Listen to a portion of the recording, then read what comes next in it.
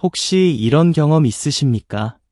예전보다 식사는 크게 줄지 않았는데도 팔과 다리가 점점 가늘어지는 느낌이 드십니까?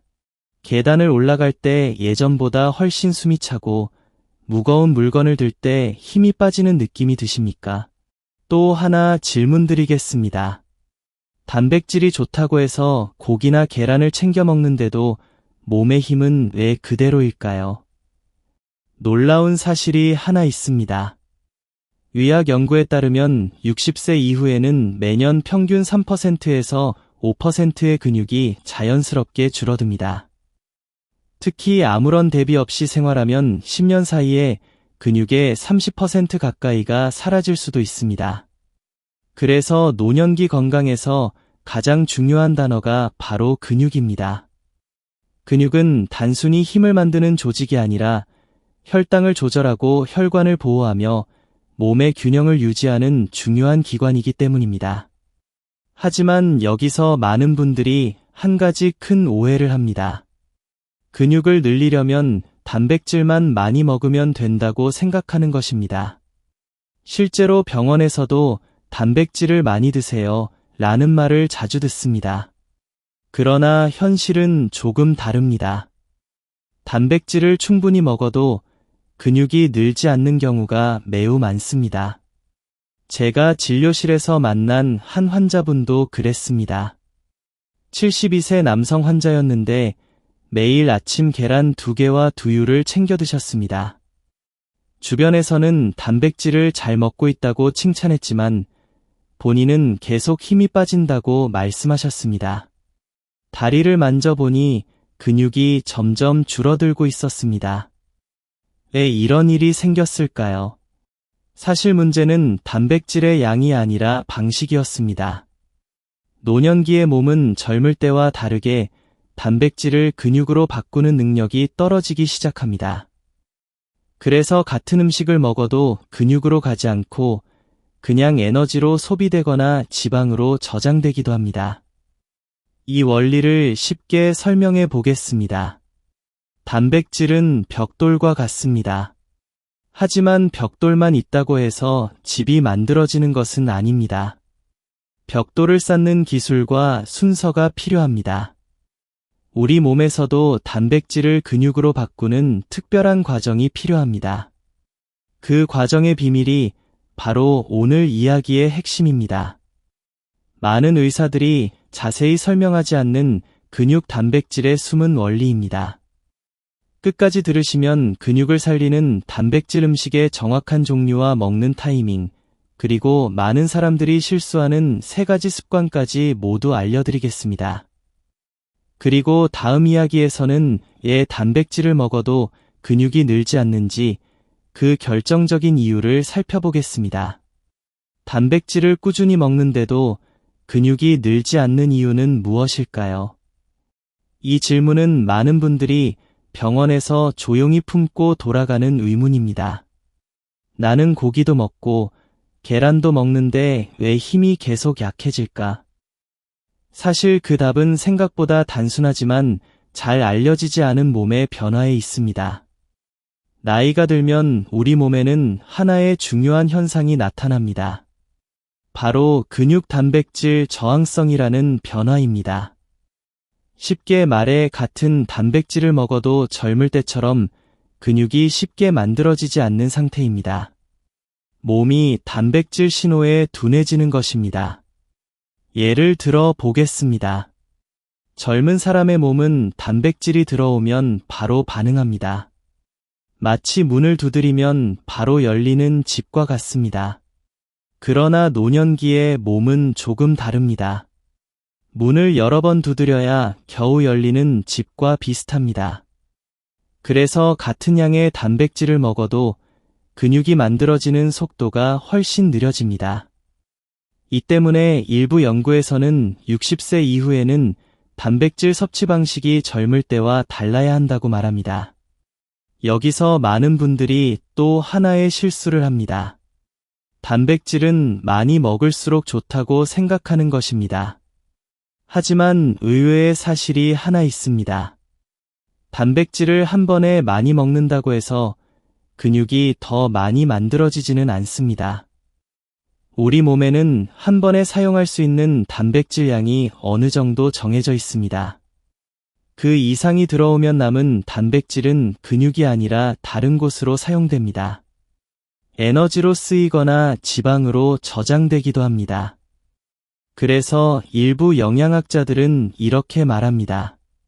근육은 단백질의 양보다 신호에 반응한다. 즉, 단백질을 어떻게 나누어 먹느냐, 언제 먹느냐가 훨씬 중요하다는 뜻입니다. 여기서 또 흥미로운 사실이 있습니다. 단백질 음식 중에서도 근육을 강하게 자극하는 종류가 따로 있습니다. 모든 단백질이 같은 역할을 하는 것은 아닙니다. 어떤 단백질은 근육 합성을 강하게 자극하고 어떤 단백질은 그렇지 않습니다.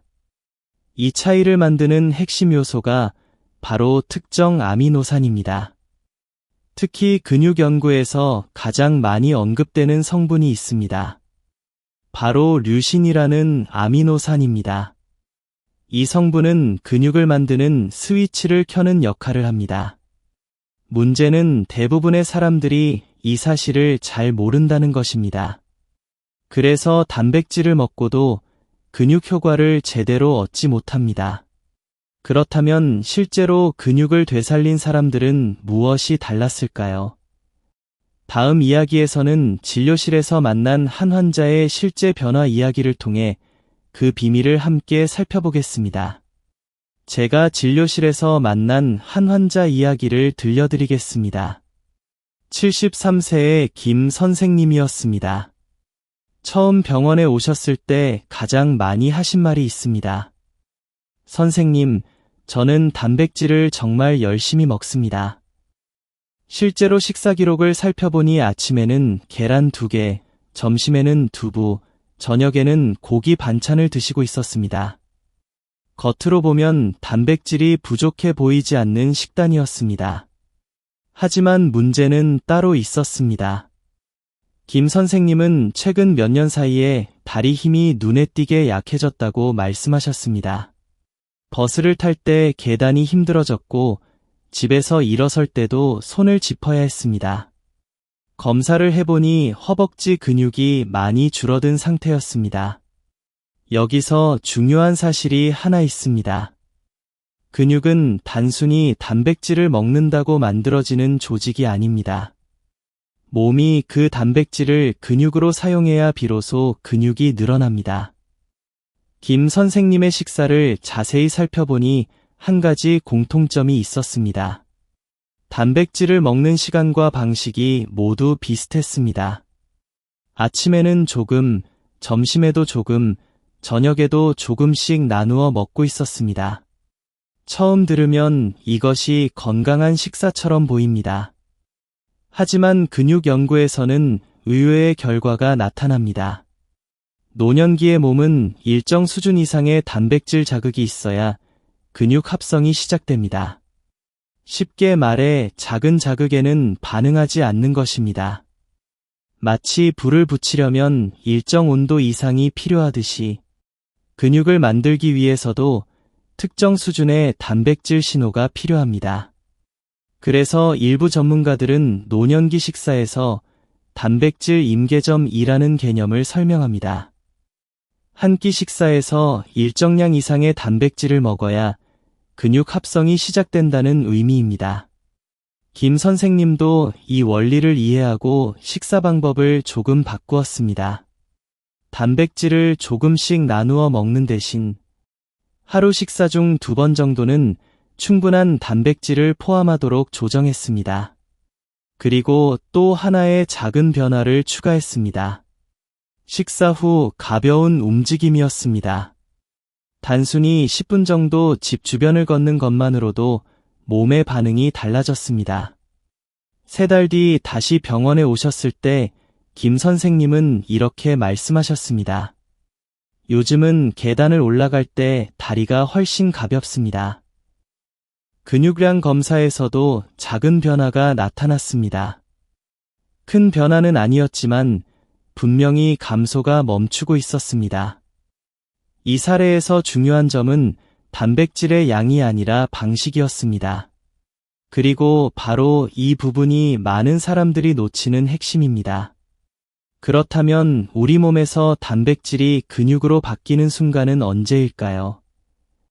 다음 이야기에서는 근육을 살리는 몸속 스위치에 대해 조금 더 깊이 알아보겠습니다.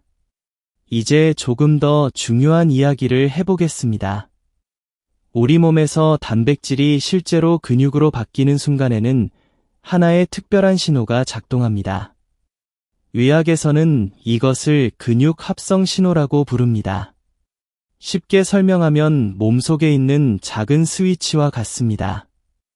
이 스위치가 켜져야 단백질이 근육 조직으로 사용됩니다. 하지만 이 스위치는 아무 때나 켜지지 않습니다. 많은 사람들이 단백질만 먹으면 근육이 만들어진다고 생각합니다. 하지만 실제로는 두 가지 조건이 동시에 필요합니다. 첫 번째는 충분한 단백질 신호이고, 두 번째는 근육이 필요하다는 몸의 신호입니다. 예를 들어 생각해 보겠습니다. 집을 새로 지으려면 벽돌뿐 아니라 집이 필요하다는 계획도 있어야 합니다. 몸에서도 마찬가지입니다. 단백질이라는 재료가 들어와도 근육이 필요하다는 신호가 없으면 근육 합성은 거의 일어나지 않습니다. 여기서 많은 사람들이 놀라는 사실이 있습니다. 근육 합성을 가장 강하게 자극하는 순간은 바로 움직임 직후입니다. 가벼운 걷기나 간단한 근육 사용만으로도 몸은 근육이 필요하다는 신호를 보내기 시작합니다. 그래서 일부 연구에서는 식사와 움직임의 순서를 매우 중요하게 봅니다. 운동 직후 단백질을 섭취하면 근육 합성이 훨씬 활발해질 수 있다는 결과도 있습니다. 하지만 여기서 또 하나의 흥미로운 논쟁이 있습니다. 모든 전문가가 같은 의견을 가지고 있는 것은 아닙니다. 어떤 연구자들은 운동 후 단백질 타이밍보다 하루 전체 단백질 섭취가 더 중요하다고 주장합니다. 즉, 근육 건강에서 중요한 요소는 하나가 아니라 여러 가지가 함께 작동한다는 것입니다. 단백질의 종류, 섭취 시간, 움직임, 그리고 나이까지 모두 영향을 줍니다. 그렇다면 질문이 하나 떠오릅니다. 수많은 단백질 음식 중에서 어떤 음식이 근육 신호를 가장 강하게 자극할까요? 사실 의사들이 진료실에서 자주 권하는 단백질 음식이 있습니다. 가격도 비싸지 않고 소화도 비교적 편하며 근육 합성에 중요한 아미노산이 풍부한 음식입니다. 하지만 의외로 많은 분들이 이 음식을 충분히 먹지 않습니다. 어떤 분들은 너무 평범해서 지나치고 어떤 분들은 단백질 음식이라고 생각하지 않기도 합니다. 다음 이야기에서는 노년 근육 건강을 위해 의사들이 가장 먼저 이야기하는 단백질 음식 하나를 자세히 살펴보겠습니다. 이제 본격적으로 근육을 살리는 단백질 음식 이야기를 해보겠습니다. 많은 분들이 단백질 하면 가장 먼저 떠올리는 음식은 보통 고기입니다. 그래서 근육을 위해서는 고기를 많이 먹어야 한다고 생각합니다. 하지만 의외로 의사들이 진료실에서 가장 먼저 권하는 단백질 음식은 조금 다릅니다. 바로 콩과 두부 같은 콩 단백질입니다. 콩 단백질에는 근육을 만드는 데 중요한 여러 아미노산이 포함되어 있습니다. 특히 근육 합성에 중요한 류신 성분도 충분히 들어 있습니다. 그리고 또 하나의 장점이 있습니다. 소화가 비교적 편하다는 점입니다. 나이가 들면 소화 능력도 조금씩 변합니다. 고기를 많이 먹으면 속이 더부룩하거나 소화가 어려운 경우도 있습니다. 이럴 때 콩 단백질은 비교적 부담이 적은 단백질 공급원이 됩니다. 또 하나의 흥미로운 사실이 있습니다. 콩에는 단백질뿐 아니라 이소플라본이라는 성분도 들어 있습니다. 이 성분은 혈관 건강과 뼈 건강에도 도움을 줄 수 있다고 알려져 있습니다. 그래서 일부 연구에서는 콩식품을 꾸준히 섭취하는 노년층에서 근육 감소 속도가 비교적 느릴 수 있다는 결과도 보고되고 있습니다. 물론 모든 연구가 완전히 같은 결론을 내리는 것은 아닙니다. 하지만 콩식품이 노년기 식단에서 중요한 역할을 할 수 있다는 점에는 많은 전문가들이 동의합니다. 예를 들어 이런 식사를 생각해 보십시오. 아침 식사에 두부반모를 넣은 따뜻한 국이나 찜 요리입니다. 단순하지만 단백질을 안정적으로 공급하는 방법입니다. 또 다른 방법도 있습니다. 콩을 이용한 음식은 다양한 형태로 만들 수 있습니다. 두부, 콩조림, 된장, 청국장 등 우리 식탁에 이미 익숙한 음식들이 많습니다. 하지만 여기서 중요한 질문이 하나 있습니다. 콩만 먹으면 근육이 충분히 만들어질까요? 사실 그렇지는 않습니다. 단백질은 한 가지 음식만으로 채우기보다 여러 종류를 균형 있게 먹는 것이 좋습니다. 그리고 바로 이 부분에서 두 번째 중요한 단백질 음식이 등장합니다. 다음 이야기에서는 많은 사람들이 놓치고 있는 또 하나의 근육 단백질 식품을 소개하겠습니다. 이 음식은 근육 건강뿐 아니라 뇌와 혈관 건강에도 도움이 될 수 있습니다. 많은 분들이 단백질 하면 고기나 콩을 먼저 떠올립니다. 하지만 의외로 근육 건강에서 매우 중요한 단백질 음식이 하나 더 있습니다. 바로 생선입니다.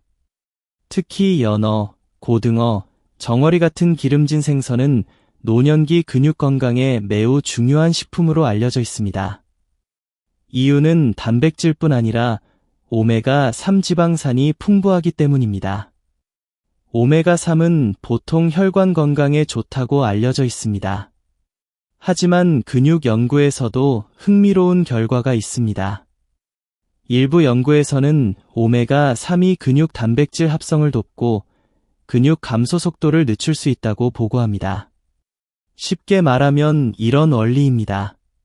단백질은 근육을 만드는 재료입니다. 하지만 오메가3은 근육이 그 재료를 더 잘 사용하도록 도와주는 환경을 만듭니다. 그래서 일부 전문가들은 노년기 식단에서 단백질과 오메가3을 함께 섭취하는 것이 좋다고 말합니다. 또 하나 중요한 장점이 있습니다. 생선 단백질은 비교적 소화가 잘 되는 편입니다. 나이가 들수록 소화 능력이 조금씩 약해지기 때문에 이런 점도 매우 중요합니다. 예를 들어 일주일 식단을 생각해 보겠습니다. 고기를 매일 먹기 어렵다면 생선을 일주일에 2번에서 3번 정도 포함시키는 방법이 있습니다. 구이, 찜, 국 등 다양한 방식으로 식사에 넣을 수 있습니다. 여기서 또 하나의 질문이 떠오릅니다. 그렇다면 단백질만 충분히 먹으면 근육이 계속 유지될까요? 안타깝게도 그렇지는 않습니다. 근육 건강에서 단백질만큼 중요한 것이 바로 생활 습관입니다.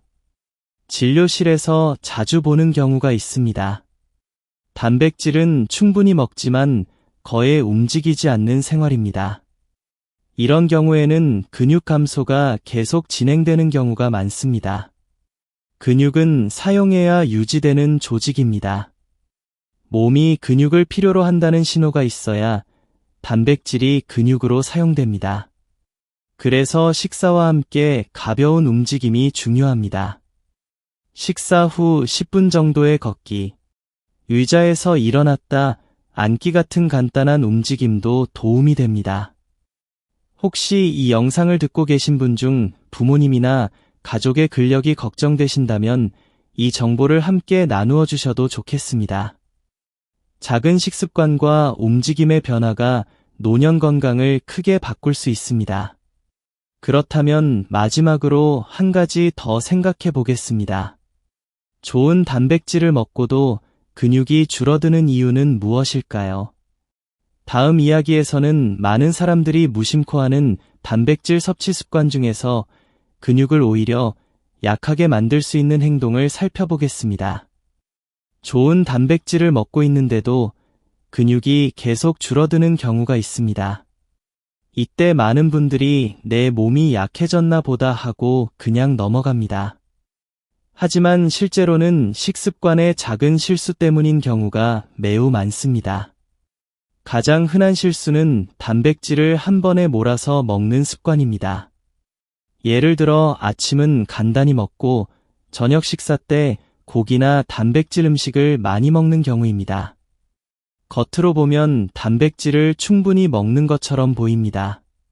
하지만 근육 건강에는 오히려 불리할 수 있습니다. 앞서 말씀드린 것처럼 우리 몸에는 단백질을 사용할 수 있는 한계가 있습니다.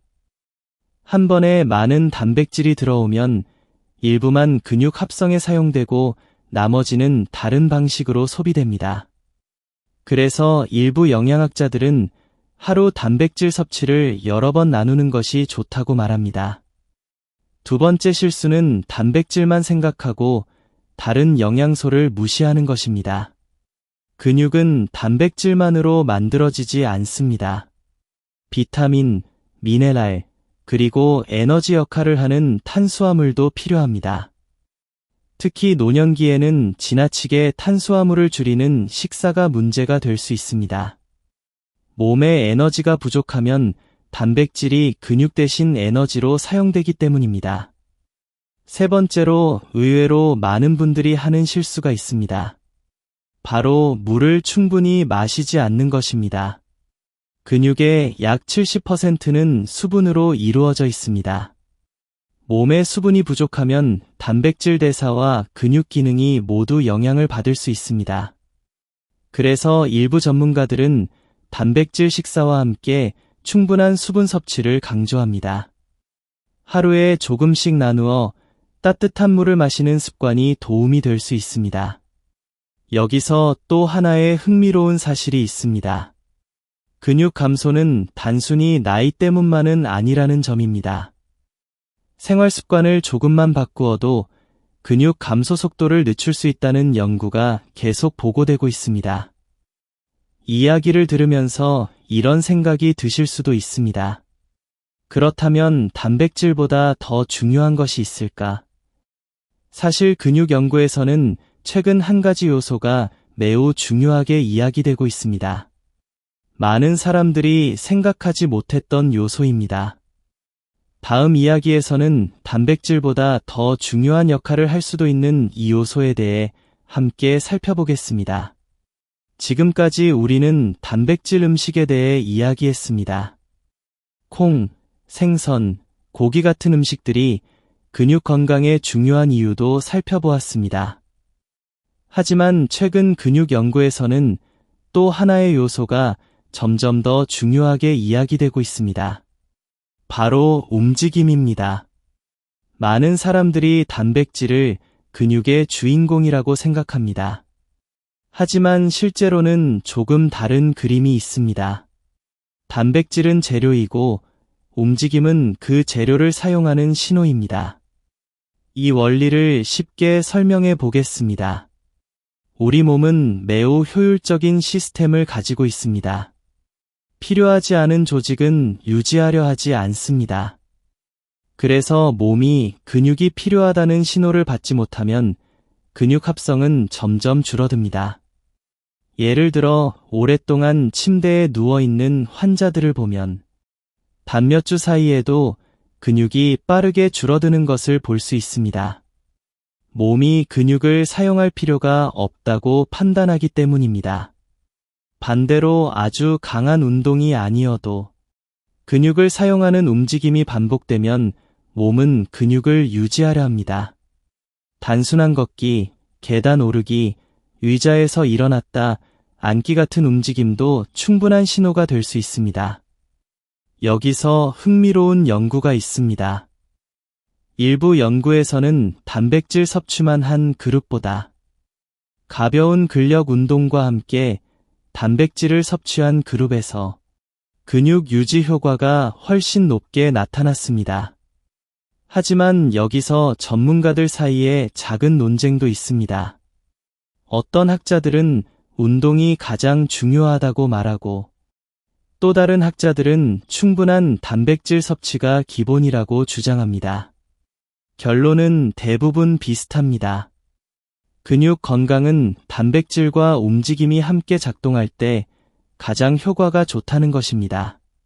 그리고 이 사실은 노년기 건강에서 매우 큰 의미가 있습니다.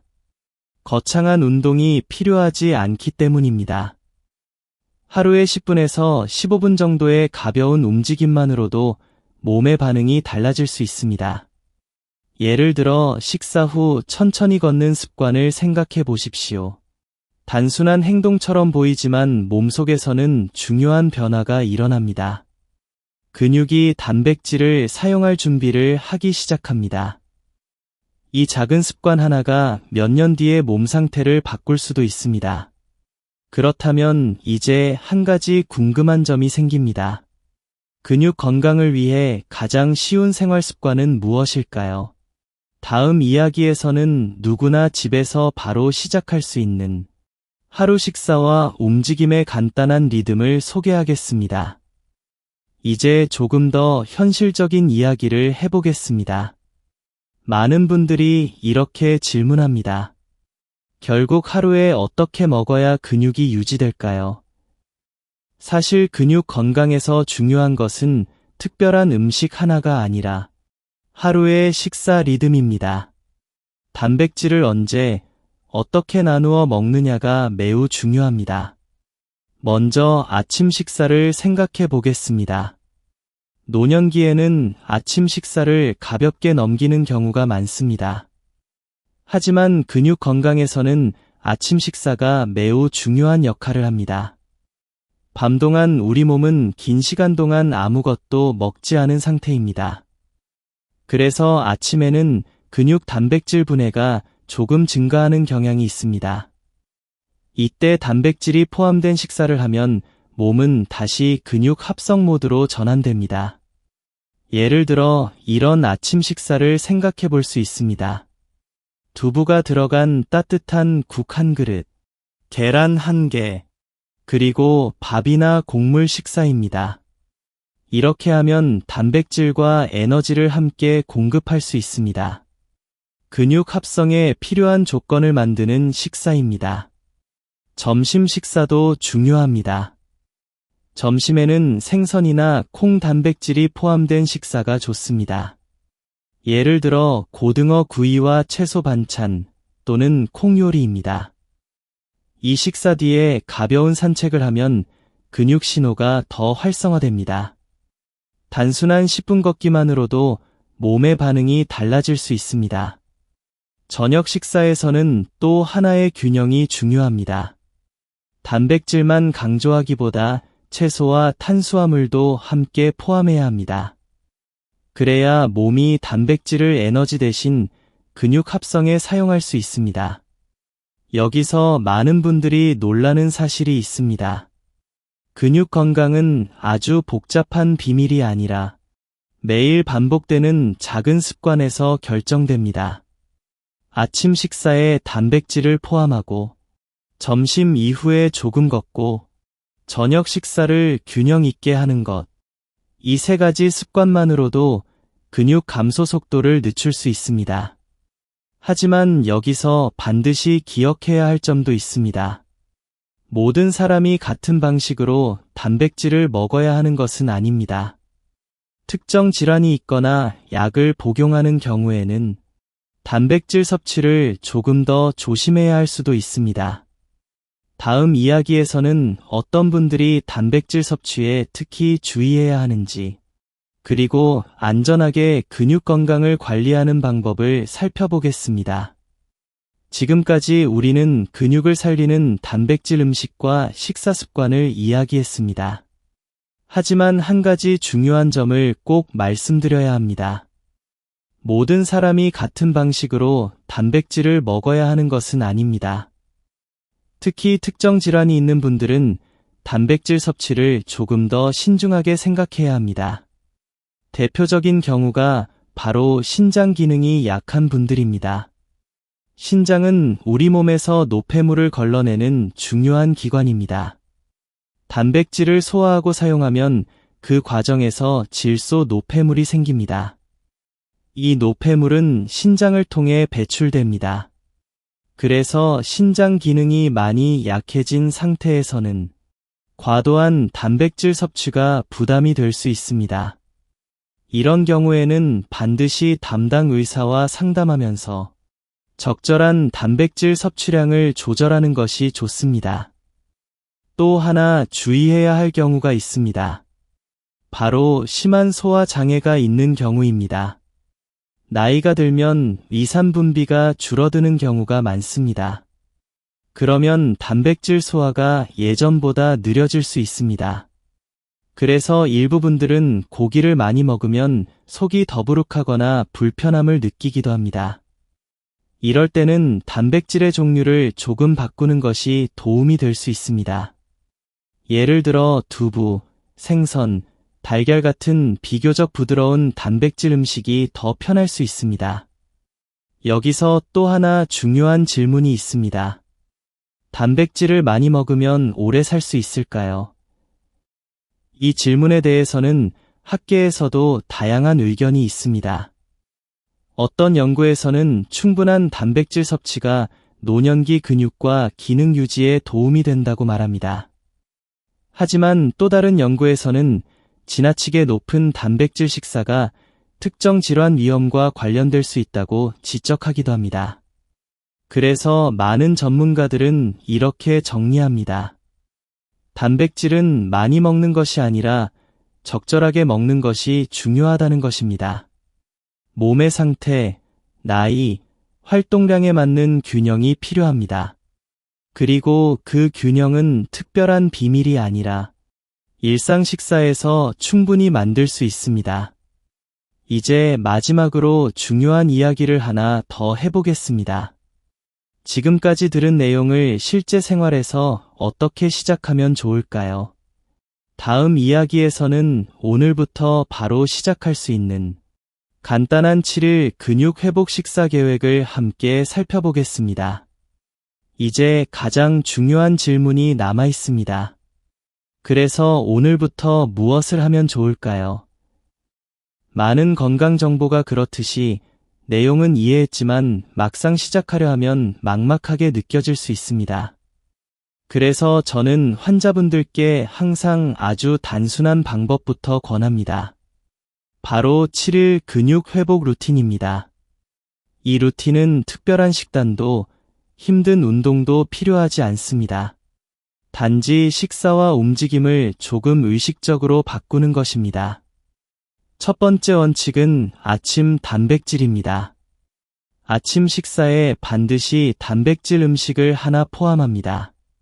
예를 들어 계란 1개, 두부 반모 또는 요거트 1컵입니다. 아침에 단백질을 먹으면 밤 동안 감소했던 근육 합성 신호가 다시 활성화됩니다. 몸이 하루를 시작하면서 근육을 유지하려는 방향으로 움직이기 시작합니다. 두 번째 원칙은 점심 이후 움직임입니다. 점심 식사 후에 10분 정도 천천히 걷는 습관을 만들어 보십시오. 속도를 빠르게 할 필요도 없습니다. 단지 몸이 근육을 사용했다는 신호를 보내면 충분합니다. 이 작은 움직임이 근육 단백질 합성을 자극하는 중요한 역할을 합니다. 세 번째 원칙은 저녁 균형 식사입니다.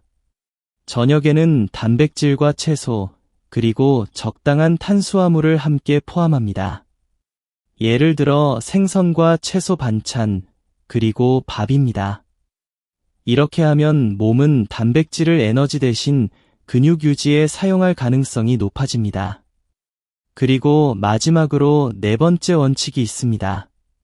바로 매일 같은 시간에 식사하는 습관입니다. 우리 몸은 규칙적인 리듬을 좋아합니다. 식사 시간이 일정하면 단백질 대사와 에너지 사용도 더 안정적으로 이루어질 수 있습니다. 이 네 가지 원칙을 단순히 7일 동안만 실천해 보십시오. 아침 단백질, 점심 이후 걷기, 저녁 균형 식사, 규칙적인 식사 시간. 많은 환자분들이 이 방법을 시작한 뒤 이렇게 말합니다. 몸이 조금 가벼워진 느낌이 듭니다. 다리가 예전보다 덜 피곤합니다. 물론 7일 만에 근육이 크게 늘어나는 것은 아닙니다. 하지만 몸의 방향이 바뀌기 시작합니다. 그리고 바로 그 작은 변화가 노년기 건강을 지키는 가장 중요한 시작입니다. 이제 마지막 이야기에서는 오늘 우리가 함께 살펴본 근육 건강의 핵심을 다시 한번 정리해 보겠습니다. 그리고 왜 지금 시작하는 작은 습관이 앞으로의 삶을 크게 바꿀 수 있는지 이야기해 보겠습니다. 지금까지 이야기를 함께 들어주셔서 감사합니다. 처음 이 이야기를 시작할 때 우리는 아주 단순한 질문에서 출발했습니다. 왜 단백질을 먹어도 근육이 줄어들까? 많은 분들이 나이가 들면 근육이 줄어드는 것을 당연하게 생각합니다. 하지만 오늘 이야기에서 보셨듯이 근육 감소는 단순히 나이 때문만은 아닙니다. 식사 방식, 움직임, 생활 습관이 함께 작용합니다. 근육은 우리 몸에서 매우 특별한 조직입니다. 단순히 힘을 만드는 역할만 하는 것이 아닙니다. 혈당을 조절하고 균형을 유지하고 넘어짐을 예방하고 심지어 노년기에 독립적인 생활을 가능하게 하는 중요한 역할을 합니다. 그래서 어떤 의사들은 이렇게 말합니다. 노년기 건강의 중심에는 근육이 있다고 말입니다. 오늘 우리가 살펴본 내용을 다시 정리해 보겠습니다. 첫 번째, 단백질은 근육을 만드는 재료입니다. 콩, 두부, 생선, 달걀 같은 음식은 근육 건강에 도움이 되는 좋은 단백질 식품입니다. 두 번째, 단백질의 양만큼 중요한 것이 방식입니다. 한 번에 많이 먹기보다 하루 식사 속에서 균형 있게 섭취하는 것이 중요합니다. 세 번째, 움직임은 근육을 깨우는 신호입니다. 거창한 운동이 아니어도 됩니다. 식사 후 천천히 걷는 것, 의자에서 일어났다 앉는 것 같은 작은 움직임도 충분한 자극이 됩니다. 네 번째, 생활의 리듬입니다. 규칙적인 식사 시간과 균형 잡힌 식단은 몸의 대사를 안정시키는 중요한 습관입니다. 이 네 가지 원칙은 특별한 건강 비법이 아닙니다. 하지만 꾸준히 실천하면 몸의 방향을 바꾸는 힘이 있습니다. 많은 환자분들이 처음에는 이렇게 말합니다. 지금 시작해도 늦지 않았을까요? 하지만 저는 항상 같은 말을 드립니다.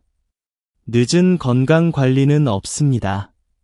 오늘이 가장 빠른 날입니다. 근육은 놀라울 정도로 적응하는 조직입니다. 작은 자극에도 천천히 반응하기 시작합니다. 그래서 오늘의 작은 식습관과 작은 움직임이 몇 달 뒤에 몸 상태를 바꿀 수 있습니다. 오늘 이야기 중에서 단 한 가지만 기억하셔도 좋습니다. 단백질을 먹고 조금 움직이고 그 습관을 반복하는 것입니다. 그 작은 반복이 결국 건강한 노년을 만드는 힘이 됩니다. 혹시 이 이야기가 도움이 되셨다면 가족이나 부모님께도 함께 전해주셔도 좋겠습니다. 근육 건강은 나이가 들수록 더욱 중요한 주제이기 때문입니다. 그리고 오늘부터 작은 도전을 시작해 보십시오. 댓글에 데이 7분의 1 챌린지 시작이라고 남기고 아침 단백질 식사와 짧은 걷기를 실천해 보십시오. 일주일 뒤 몸의 변화를 스스로 느껴보시기 바랍니다. 여러분의 경험도 댓글로 함께 나누어 주시면 좋겠습니다. 지금까지 여러분의 건강 이야기를 함께 나눈 시간이었습니다. 다음 이야기에서도 몸이 보내는 중요한 신호들을 함께 살펴보겠습니다.